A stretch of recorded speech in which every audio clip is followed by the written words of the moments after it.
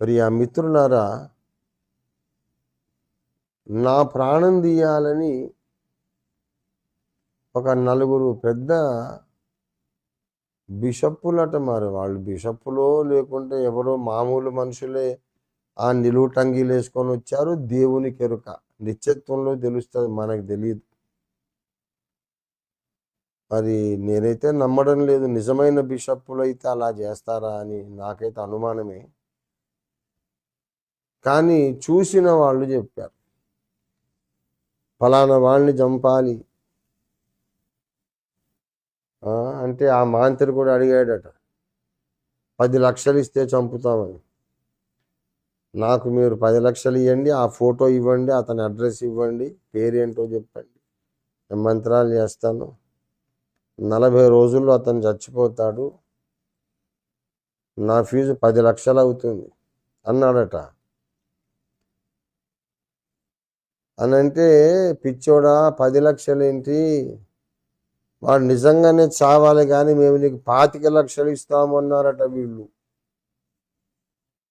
బిషప్పుల లాగానే నిలువుటంగీలు, నడుముకు దట్టీలు కట్టుకొని ఉన్నారు 5గురు. అప్పుడు ఆ పక్క నుండి వెళ్తున్నాడు మనకు తెలిసిన సహోదరుడు, నా అభిమాని. వాడు 10 లక్షలు అడుగుతుంటే వీళ్ళు 25 లక్షలు ఇస్తాను అంటారేంటి పిచ్చోళ్ళ? సరే అడిగినంత ఇస్తాం బాబు అనాలి కానీ, వాడు అడిగింది 10 లక్షలు అయితే 25 లక్షలు ఇస్తామంటున్నారు వీళ్ళు. అంత కసియా ఎవరి మీద వీళ్ళకు? ఎవరిని చంపాలనుకుంటున్నారు మంత్రగాండి పెట్టి అని? దగ్గరకు వచ్చి ఆ టేబుల్ దగ్గరకు వచ్చి చూస్తే వాళ్ళు ఇచ్చిన ఫోటో రంజిత్ ఓఫీర్ ఫోటో.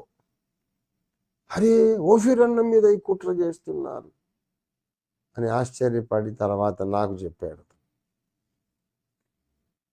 ఇది జరిగింది కూడా ఒక పెద్ద చర్చి ప్రాంగణంలో. తీర్పు దినాన ఇటువంటి ఎన్ని వెలుగులోకి వస్తాయో, ఎన్ని కుట్రలు వెలుగులోకి వస్తాయో. ఒక నన్ను గురించే కాదు, పౌలును గూర్చి ఇలాంటి కుట్రలు చేశారు, దావీదును గూర్చి, ఇర్మియాను గూర్చి, భక్తులందరిని గూర్చి ఇలాంటి కుట్రలు చేశారు, భక్తి సంగయ్య గారిని గూర్చి ఇలాంటి కుట్రలు చేశారు. దేవుని చేత బలముగా వాడబడిన దైవజనులందరి మీద ఇలాంటి కుట్రలు జరిగినాయి. చాలా ర్యాంపెంట్గా, విస్తృతంగా ఈ అభిచార కర్మకాండ, దైవ సేవకులకు వ్యతిరేకంగా మంత్ర విద్యలు ప్రయోగించబడుతున్నాయి. జాగ్రత్తగా ఉండండి. ఛేదనను ఆచరించు వారి గూర్చి జాగ్రత్త. వాడు తక్కువ ప్రమాదకారి, దుష్టులైన పనివాడు, వాడు ఇంకా ఎక్కువ డేంజరస్. బైబిల్ బోధన చేస్తూ చేస్తూ పాపం నేర్పిస్తాడు దుర్మార్గుడు, కాస్త ఎక్కువ ప్రమాదకారి. వీళ్ళిద్దరికంటే ఎక్కువ డేంజరస్, ఎక్కువ ప్రమాదకారి కుక్కలు. ఎందుకంటే కనిపించరు. ఎక్కడ నుండి వాడు ఏ మంత్రం ప్రయోగిస్తున్నాడో, ఏం చేస్తున్నాడో మనకేమీ తెలియదు. ఏం పర్వాలేదులే అని మనం అనుకునేటట్టుగా వాళ్ళు జోగొడతారు.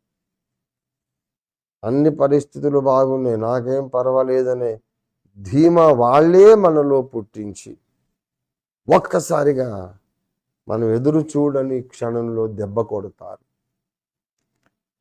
కాబట్టి దేవుని బిడ్డలారా, నా మీద ఇప్పటికీ మంత్ర ప్రయోగాలు జరుగుతున్నాయి. నిన్న రాత్రి కూడా నా మీద అటాక్ జరిగింది. దేవుడు లేపేశాడు. నిద్రపోదామని కొంచెం అలాగా ఒరిగాను, భయంకరమైన అటాక్ జరిగింది. ఏదో మంచి కూటం జరుగుతున్నట్టు కల. అందులో ఒక అమ్మాయిని, చిన్న అమ్మాయి, ప్రార్థన కొరకు తెచ్చారు. నాకు ఏంటమ్మా నీ ప్రాబ్లం అంటే, నా కడుపులో నొప్పి, ప్రార్థన చేయండి అని. వాళ్ళు ఎవరు, వాళ్ళ పిన్నులు, మేనత్తలు, ఆడోళ్ళు, పెద్ద పెద్దోళ్ళు చాలామంది చిన్న పిల్లని తీసుకొచ్చారు. ప్రార్థన చేయడానికి దగ్గరికి వెళ్ళాను, కానీ అక్కడ వాతావరణం అంతా వేరేగా ఉంది. నా మీద నేను ఆమె కొరకు సిలువ గుర్తేసి ప్రార్థన చేస్తూ ఉంటుండగా కలలో మెల్లిగా నాకు ఊపిరి పీల్చడం కష్టమైపోయింది. గుండె దడ మొదలైంది. ఉన్నట్టుండిగా నా ప్రాణం వెళ్ళిపోతున్నట్టు, నేను ఏదో వేరే లోకంలోకి వెళ్ళిపోతున్నట్టుగా ఉక్కిరిబిక్కిరైపోయాను. ఇక్కడేమో నేను డెలివరెన్స్ కొరకు ప్రార్థన చేస్తున్న కలలో ఈ భౌతిక ప్రపంచంలో నా ప్రాణం వెళ్ళిపోతున్నట్టుగా నేను ఫీల్ అయ్యాను. వెంటనే దిగ్గున లేచాను, ఉలిక్కిపడి లేచి ఆ నీచమైన క్షుద్ర శక్తులను బంధించి, ఎక్కడో ఎవడో కూర్చొని నా మీద నా ప్రాణం తీయాలని మంత్రప్రయోగం చేస్తున్నాడని అర్థం చేసుకొని వాడిని బంధించేసి, ప్రియా దేవుని బిడ్డలారా, ఇప్పటికీ మనం కమిటెడ్గా ఉన్నాం. ఇంగ్లీషు పుస్తకాలు రాయాలి, ప్రణాళికా గ్రంథములు అన్నీ కూడా ఇంగ్లీష్లోకి తర్జుమా చేసి సర్వ ప్రపంచానికి పరిచయం చేయాలి అనే ఒక కమిట్మెంట్తో మనం ఉన్నాం. దుష్టునికి ఇష్టము లేని గ్రంథాలు ఇవి, సాతానుకు భయం పుట్టించే గ్రంథాలు ఇవి, సాతాను పుట్టించిన అబద్ధాల సామ్రాజ్యాన్ని కూలద్రోసే, విధ్వంసం సృష్టించే దేవుని ఆయుధాలు ఈ గ్రంథాలు. వాడికి ఇష్టం లేదు, గడగడలాడుతున్నాడు. ప్రపంచమంతటికి ఈ ప్రణాళిక గ్రంథాలు వెళ్ళిపోతే 6000 ఏళ్లుగా వాడు కట్టుకున్న అబద్ధాల సామ్రాజ్యం కుప్పకూలిపోతుంది. అందుచేత వాడు భయపడి ఇక ఎందుకు వీడిని ఒక్కడిని చంపేస్తే పోద్దని నా మీద పడ్డాడు. నాకు సహకారులైనటువంటి నా సహదాసుల మీద కూడా అటాక్ చేస్తుంది. ఈ రాత్రి ప్రత్యేకంగా ప్రార్థన చెయ్యండి. ఒక అరగంట ఎక్కువైనా సరే ప్రార్థన చేద్దాం. నిన్న కూడా అరగంట ఎక్కువ చేశారు, నేనున్నాను మీతో ప్రార్థనలో. దైవజనుల మీద ప్రయోగించబడుతున్న కుక్కల బలము నుండి దావీదు అడిగినట్టే అడుగుదాం.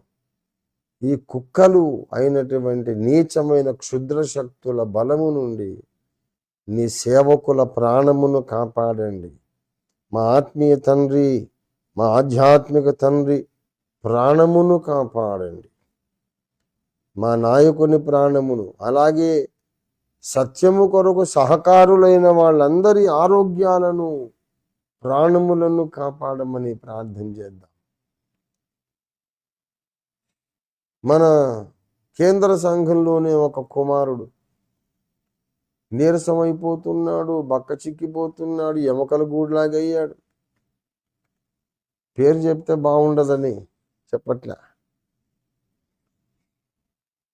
డాక్టర్ దగ్గరికి వెళ్ళారు, అన్ని స్కానింగ్లు ఎక్స్రేలు అయిపోయినాయి, పర్ఫెక్ట్ హెల్త్లో ఉన్నాడు. ఏ స్కానింగ్లో ఏ ఎక్స్రేలో ఏమి తేడా కనిపించట్లే.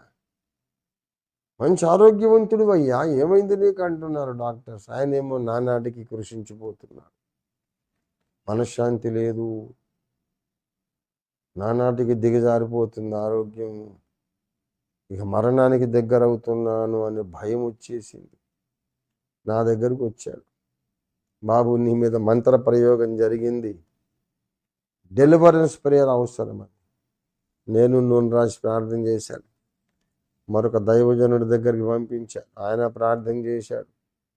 అంతే, కుమారుడు మంచిగా కోలుకున్నాడు, బాగైపోయాడు. ఇక ఏమీ లేదు, ఆ జబ్బు లేదు, బలహీనత లేదు, భయం లేదు, గుండెదడ లేదు, క్షీణించిపోవడం లేదు. ఇంకొక కుమార్తె కూడా మన సంఘంలోనే అన్ని టెస్ట్లలో బాగుంది, కానీ అమ్మాయి క్షీణించిపోయి, నీరసించిపోయి, కళాకాంతి లేకుండా కళావిహీనమై అలాగ కృంగిపోతూ ఉంది. ఏం జరిగింది? డాక్టర్ దగ్గరికి వెళ్తేనేమో ఏ పరీక్షలు కూడా ఎలాంటి తేడా లేదు, కానీ క్షీణించిపోతూ ఉంది, బలహీనపడుతూ ఉంది. సంఘంలో ప్రార్థన చేసి యేసు నామములో చీకటి శక్తులని బంధిస్తున్నాం అని బంధించేసాం. ఆ ఒక్క ప్రార్థనతోనే అమ్మాయి కోలుకుంది. బాగున్నాను డాడీ ఇప్పుడు. ఆ రోజు సంఘం అంతా ప్రార్థన చేశారు, ప్రభు నన్ను ముట్టాడు, నాకు టోటల్ డెలివరెన్స్ వచ్చిందని నా కుమార్తె చెప్పింది. మన సంఘంలో మొన్న వారం 10 రోజుల్లో ఈ 2 కేసులు. నేను కొన్ని వందల కేసులు చూస్తున్నా. ఎక్స్రేలు స్కానింగ్లు అన్నీ బాగుంటాయి, కానీ ఈ మనిషి బాగుండడు.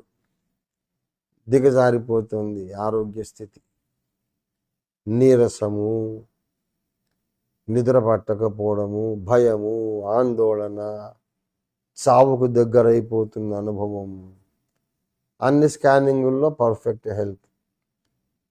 బ్లడ్లో హెచ్బి కౌంట్ కానీ, ప్లేట్లెట్స్ కానీ, వైట్ సెల్స్ కానీ, రెడ్ బ్లడ్ సెల్స్ కానీ, ఎవ్రీథింగ్ పర్ఫెక్ట్. బయోకెమికల్ లెవెల్స్ అన్ని perfect, ECG perfect, kidney functioning perfect, liver functioning test perfect, అన్ని పర్ఫెక్ట్గా ఉన్నాయి. కానీ మనిషి ముఖంలో కాంతి తగ్గిపోతుంది, ముఖంలో కళపోతుంది, ఎండిపోతుంటారు. కానీ ఏం జరుగుతుందో తెలియదు. కుక్కలు దానికి కారణం. ఇది ఎంత ప్రమాదకరం. కనిపించని శత్రువులు కనిపించకుండా దాడి చేసి ప్రాణాల మీద కొడుతుంటే ఎంత ప్రమాదకరం.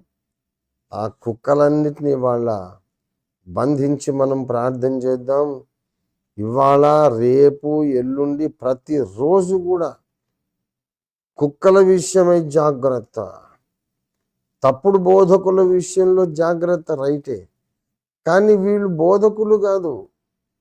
కనిపించకుండా దాడి చేసి, అదృశ్యంగా ఉండి దాడి చేసి మన ప్రాణాలకు ముప్పు తెచ్చే కుక్కలు. వాటి విషయం జాగ్రత్త.